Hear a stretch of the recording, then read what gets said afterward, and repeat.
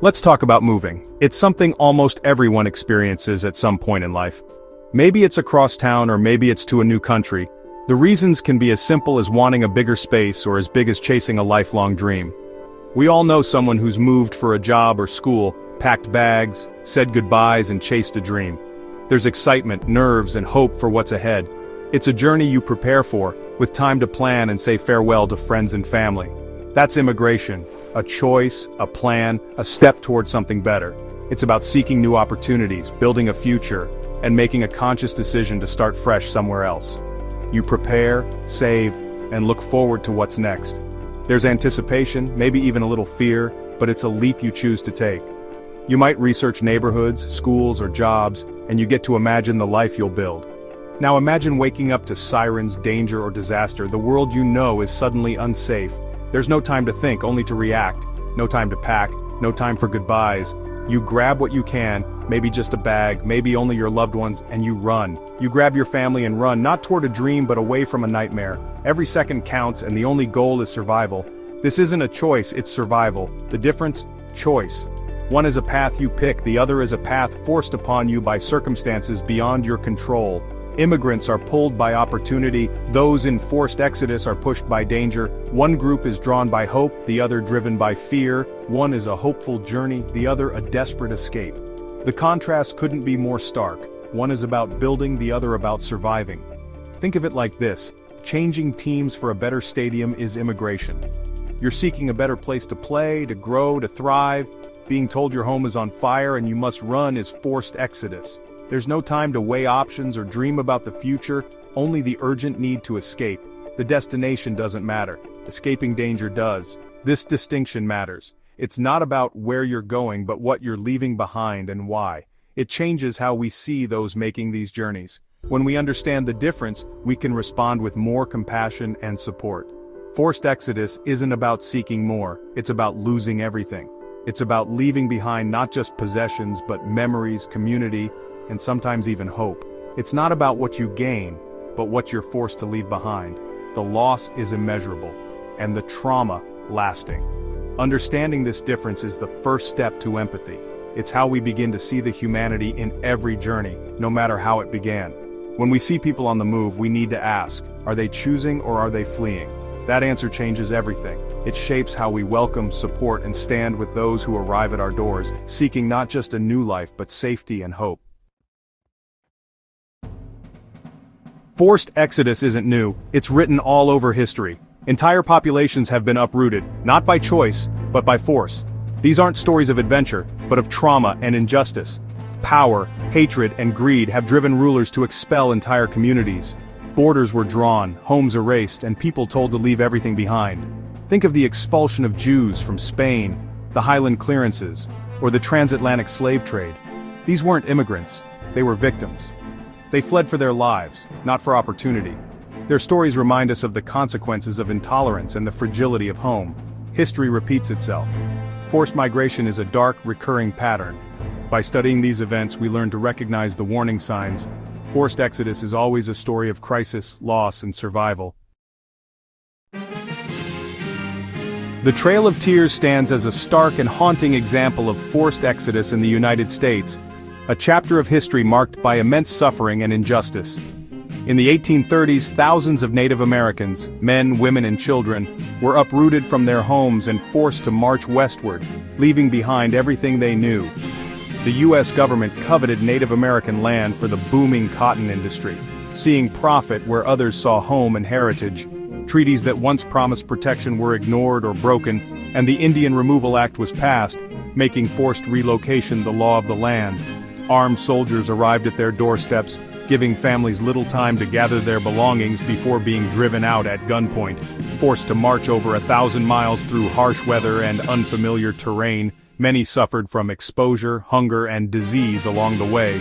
The toll was devastating. 1 in 4 Cherokee people perished during the journey, their names now etched in stone memorials as a somber reminder. This was not a migration in search of a better life, it was a death march, marked by grief, exhaustion, and unimaginable loss. Homes were left empty, villages abandoned, and the sense of belonging was shattered in an instant, replaced by sorrow and uncertainty. For many, the only thing left was the memory of what was lost and the long, unforgiving road ahead. The Trail of Tears remains a dark stain on American history, a powerful lesson in how quickly rights and dignity can be stripped away. The people weren't simply moving, they were being moved, with no choice, no voice, and no hope of returning to the lives they once knew. In 1947, the partition of India triggered a massive forced exodus. British rulers drew a line. India and Pakistan were born, but millions were suddenly unsafe. Neighbors became enemies overnight. Violence erupted.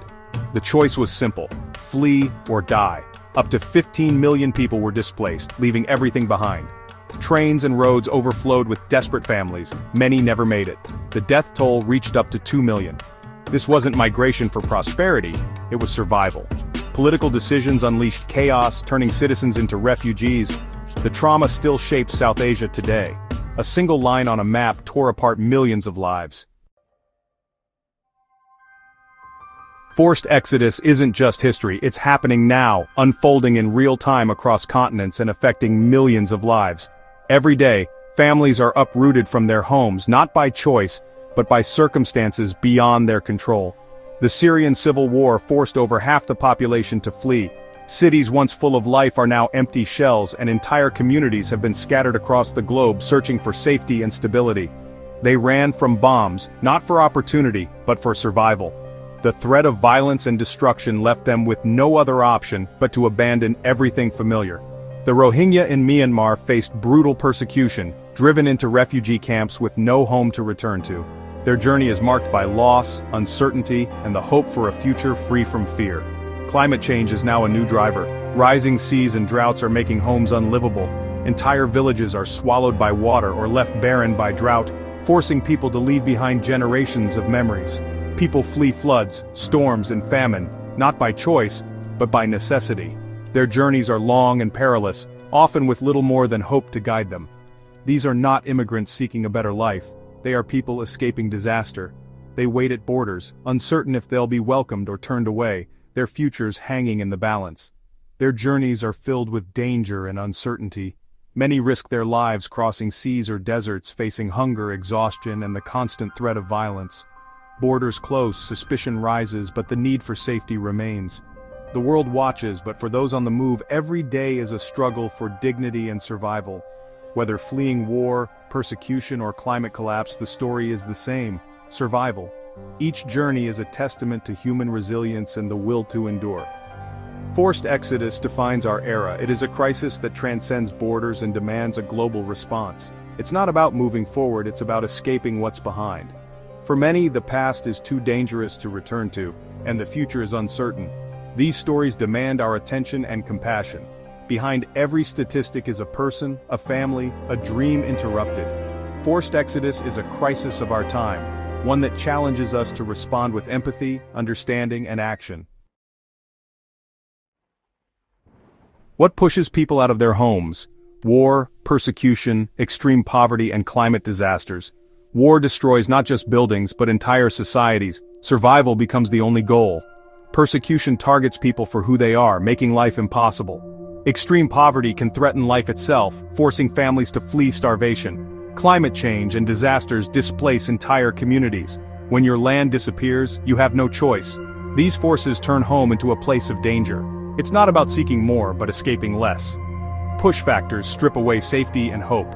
When home becomes unlivable, leaving is the only option.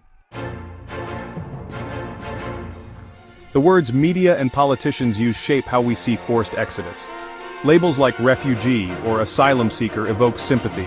Migrant or invasion stoke fear. Headlines and images can humanize or dehumanize. A crying child sparks empathy.